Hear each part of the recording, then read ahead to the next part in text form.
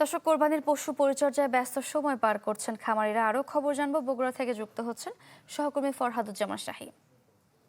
ফরহাদ, ব্যস্ততার কথা বলছিলাম, কেমন দেখছেন ব্যস্ততা, প্রত্যাশা জানাবেন।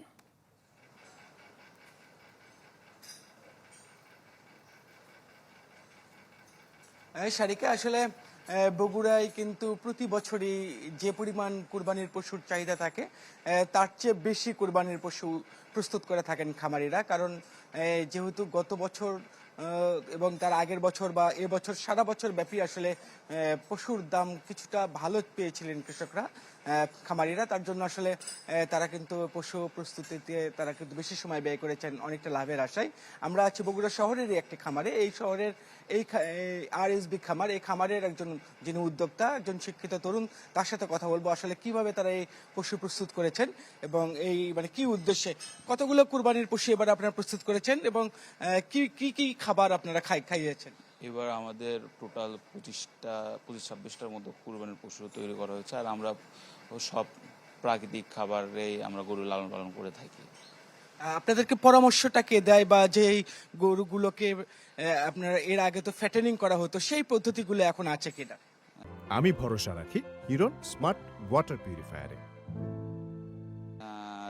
জি, আগের যেরকম ভুসি, খড়, ঘাস, এগুলো দিয়ে ফ্যাটেনিং, মানে যেগুলো গরুর খাবার ন্যাচারাল, ওগুলো দিয়ে আমরা গরু লালন পালন করি।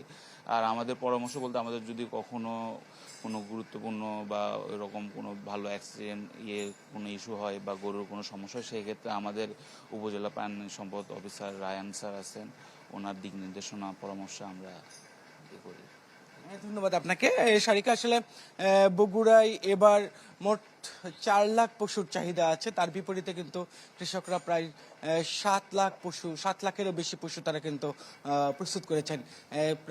প্রাণী সম্পদ কর্মকর্তারা বলছেন যে এবারে যে অতিরিক্ত যে পশু থাকবে, সেই পশুগুলো কিন্তু তারা বগুড়ার বাহিরে বিভিন্ন জেলায় তারা বিক্রি করবেন, এরকমটাইতে কিন্তু তারা আমরা বলেছেন। আর পশু বিক্রি নিয়ে যে সমস্ত সমস্যাগুলো হয়, সেই সমস্যাগুলো মাথায় রেখে এবারে জেলা প্রশাসন প্রায় 91টি পশুর হাট তারা স্থাপন করবেন এবং সেখানে যারা খামারি আছেন তারা ভালোভাবে পশু বিক্রি করতে পারবেন, এরকমটাই প্রত্যাশা করছে প্রাণী সম্পদ অধিদপ্তর। সারিকা। ফরহাদ, ধন্যবাদ আপনাকে। দর্শক, কোরবানির পশু পরিচর্যায় ব্যস্ত সময় পার করছেন খামারিরা, আমরা সেই খবরই জানছিলাম।